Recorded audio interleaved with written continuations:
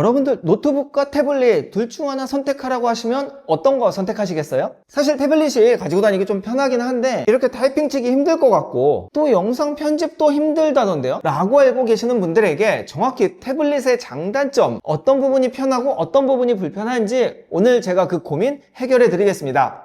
안녕하세요, 김타치입니다. 요즘 대학생들은 노트북보다는 태블릿을 더 많이 가지고 다닌다고 해요. 이전과 다르게 성능이 굉장히 좋아졌기 때문에 이제는 노트북 대용이 될 수도 있다고 하는데요. 실제로 사용해보면 노트북과 달리 태블릿 OS가 좀 불편한 면이 있습니다. 여러가지 차이점이 있기는 하지만 그 중에서 하나 제가 제일 불편했던 점은 태블릿의 경우에는 프로그램을 까는 게 아니고 어플을 깔아야 된다는 점이 저는 제일 불편하더라고요. 예를 들어서 한글을 쓰더라도 태블릿에서는 어플을 깔아서 써야 되기 때문에 UI가 좀 다르죠. 그것도 되게 불편하고 일반 사이트 이용할 때도 요즘엔 다 반응형으로 사이트를 만들기 때문에 일반 노트북 사용할 때와 다르게 안드로이드 혹은 iOS로 인식을 하다 보니까 큰 화면으로 뭐 작업을 한다든지 이런 것도 되게 불편하고 당장 저만 해도 영상 편집할 때 같은 13인치라고 해도 태블릿보다는 노트북으로 하는 게 훨씬 편하거든요. 이렇게 세세한 작업은 아무래도 노트북이 좋을 수밖에 없습니다. 그럼에도 불구하고 태블릿의 장점이 너무 많아요. 첫 번째, 휴대성입니다. 태블릿의 경우에는 노트북보다 두께가 얇을 수밖에 없기 때문에, 그리고 굉장히 가볍기 때문에 휴대가 굉장히 좋죠. 물론 이제 맥북 에어 11인치 정도만 돼도 얇으니까 가지고 다니는데 한들 아이패드 에어 11인치랑 비교했을 땐 또 불편할 수밖에 없는 거고요. 이거는 아무도 반박 못할 겁니다. 휴대성은 태블릿이 가빌 수밖에 없어요. 그리고 터치 및 필기 용도도 태블릿이 훨씬 유리합니다.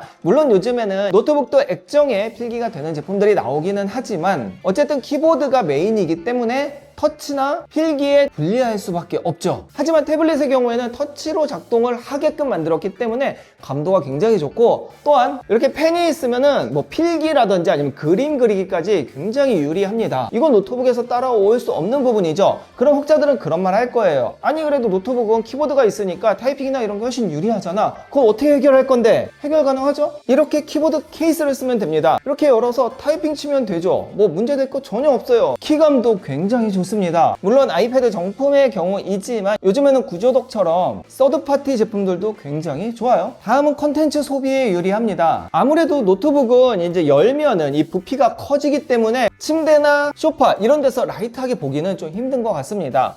넷플릭스 보거나 유튜브 볼 수 있죠. 하지만 이렇게 태블릿처럼 편하게 보기는 어렵다는 거예요. 그래서 이런 컨텐츠 소비에도 사실은 태블릿류가 훨씬 보기 좋고요. 마지막으로 가격입니다. 같은 크기에 같은 급이면은 태블릿이 훨씬 쌀 수밖에 없어요. 왜? 아무래도 노트북은 고사양 작업을 하는 경우에 가격이 많이 올라가지만 태블릿으로는 고사양 작업하기가 쉽지 않기 때문에 애플류를 빼고는 100만원 넘어가는 태블릿이 거의 없다고 봐야 됩니다. 한 50만원 정도면은 진짜 최고급 사양을 살 수 있다는 거예요. 이 레노버 리전이 최고급 사양인데도 50만원대인 거면 가격 경쟁력은 분명히 있다는 거예요. 그래서 태블릿의 가장 불편한 부분이 이렇게 타이핑이나 이런 세부 작업을 못한다는 거였는데 키보드 케이스 쓰면 그것까지 해결이 되니까 요즘에는 다들 태블릿을 선호한다는 거죠. 그럼 어떤 태블릿을 사면 될까요? 종류가 진짜 많아요. 크기, 성능, OS 진짜 너무 많은 종류가 있는데 가격대별 그리고 목적별로 딱 정해드리려고 해요. 오늘은 이 가격대 이것도 좋고 저것도 좋고 이렇게 해드릴 건 아니고 그냥 이 가격대에는 이거 사세요 라고 하나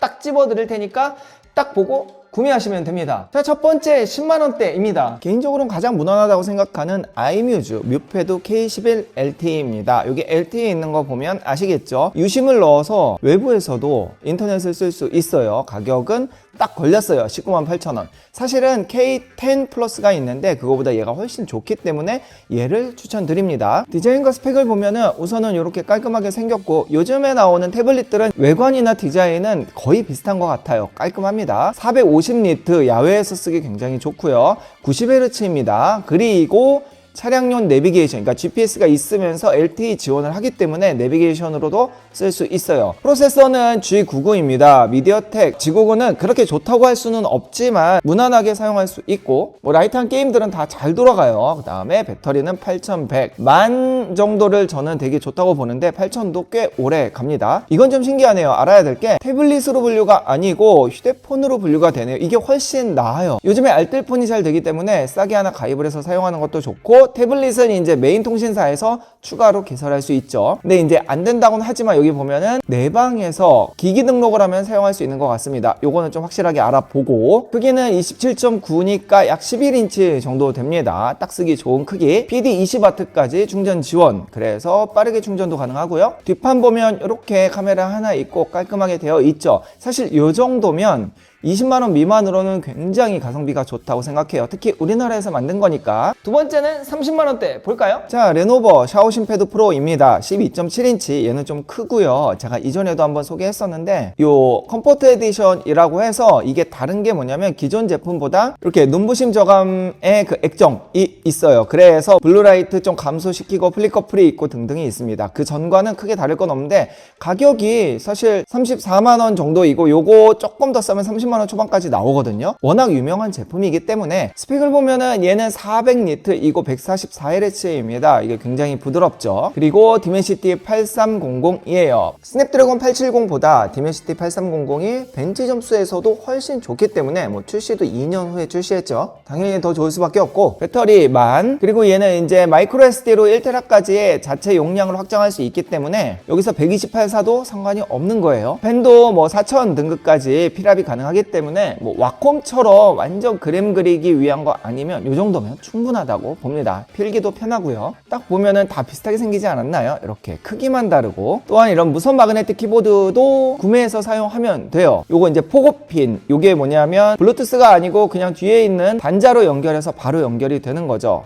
편해요. 구면 모습이 없어서 요만큼만 보여주는데 이렇게 카메라 있고 나머지는 깔끔하게 되어 있다는 점. 그래서 30만원대에는 얘를 넘어가는 가성비는 저는 없는 것 같습니다. 자, 다음은 50만원대입니다. 아마 다들 예상하시지 않았을까 싶은데 바로 레노버의 Y700 3세대입니다. 사실 성능으로는 지금으로서 거의 끝판이라고 봐야 되고, 얘는 지금 2세대인데 저는 반글화까지만 성공을 했어요. 이게 버전마다 뭐 가능한 게 있고 안 가능한 게 있고 너무 복잡한 거예요. 저는 직구로 샀거든요. 그래서 가능하면은 한국 정식 수입품으로 사는 걸 추천을 드리며 오늘은 그 기준으로 소개해 드릴게요. 가격도 그렇게 비싸진 않아요. 자, 레노버 리전 Y700 3세대이고요. 가격은 584,000원, 한 60만원 미만으로 구매가 가능하고, 또 종종 카드 할인들을 하거든요. 지금 2%인데 한 5%까지 한 적이 있었던 걸로 제가 기억을 해요. 그러면은 한 50만원 중반대로 살 수 있어요. 앞서 이야기했듯이 직구와 정발 제품의 차이를 보면 사실 되게 편하죠. 한글 세팅 다 되어 있고 업데이트도 되고 AS도 되고, 이게 한글이 되기 때문에 구글 서비스 100% 지원인 거예요. 40만원 후반이나 50만원 초반에 직구 제품 사는 것보다 저는 정발 제품을 사라고 추천을 드립니다. 뭐 사실 이런 스냅드래곤 8 Gen 3 지금 안드로이드에서는 가장 높은 AP예요. 이거보다 더 좋은 게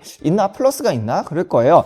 지금 제가 쓰는 2세대에 비해서 와 정말 높죠. 이 멀티 싱글 다 엄청 높고요. 그래픽조차 높기 때문에 고사양 게임들, 원신이나 명저 요런 그래픽 중요한 게임들 다 되게 부드럽게 할 수 있고요. 여기 스펙을 좀 보면은 뭐 그렇죠. AP는 그렇다 치고 하나 모르겠어요. 아쉽다고 해야 되나요? 사이즈가 8인치입니다. 전 좀 큰 화면을 선호하는데 이 8인치에 화질 미쳤죠. 너무 좋고, 또 작은 사이즈의 배터리가 큰 게 들어가면 사용시간이 엄청 늘어나요. 165Hz에 500니트입니다. 따라서 좀 작게 휴대가 좋으면서 성능 좋은 거는 무조건 이거 거의 끝판이라고 봐야 돼요. 애플 빼고. 이렇게 상세 페이지를 보면은 다 게임 관련된, 그 다음에 그래픽 관련된 부분들이 되게 잘 되어 있죠. 뭐 보통 태블릿에 이런 DCI P3 이런 얘기 안 하는데 얘는 98%까지 굉장히 색재현율이 높고 크기 이렇게 생겼다고 보시면 됩니다. 배터리가 6500인데 얘가 낮다고 생각하지 않아야 되는 게 화면 크기가 작잖아요. 그렇기 때문에 배터리가 낮아도